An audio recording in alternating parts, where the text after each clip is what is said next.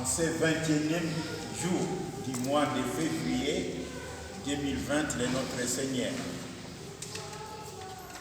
Avant de prendre la parole, pour vous communiquer ce dont il va s'agir, nous tenons d'abord à rendre grâce à l'Éternel des armées, sans lesquels nous ne pouvions pas nous trouver ici après la forte averse de ce matin.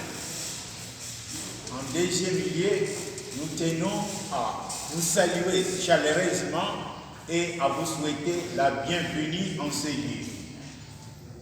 En troisième lieu, nous tenons à remercier les autorités scolaires de l'Institut Mokengeli, qui est devenu bastion de la gratuité dans le pays, qui n'ont pas hésité un seul instant, dès que nous avons formulé la demande, de tenir ces points de presse ici.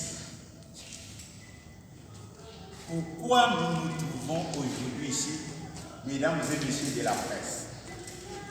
C'est pour parler des deux sujets principaux. Le premier, c'est la gratuité de l'enseignement. Le deuxième, nous allons toucher à l'IPER, l'impôt professionnel sur la rémunération.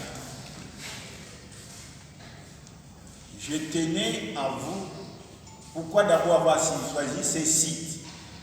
L'Institut Mokengeli est devenu le symbole du lancement de la gratuité de l'enseignement dans notre pays par le président de la République, chef de l'État, son Excellence, M.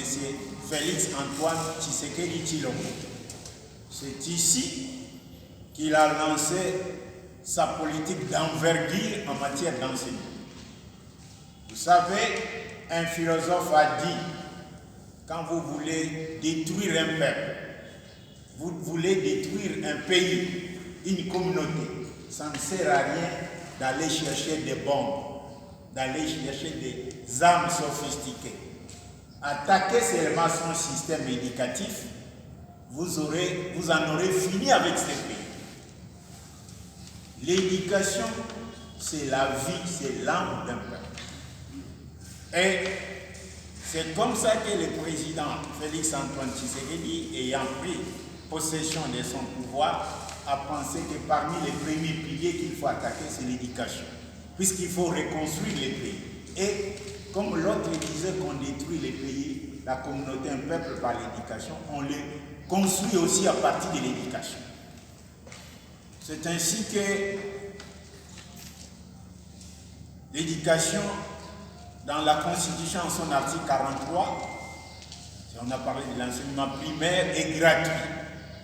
Il faut donner la chance à chaque enfant d'entrer à l'école et bien étudier. Et le chef de l'État n'a pas hésité. Cette disposition constitutionnelle qui est restée depuis 2006 dans la Constitution, c'est dans la 14e année que ça devient effectif et généralisé.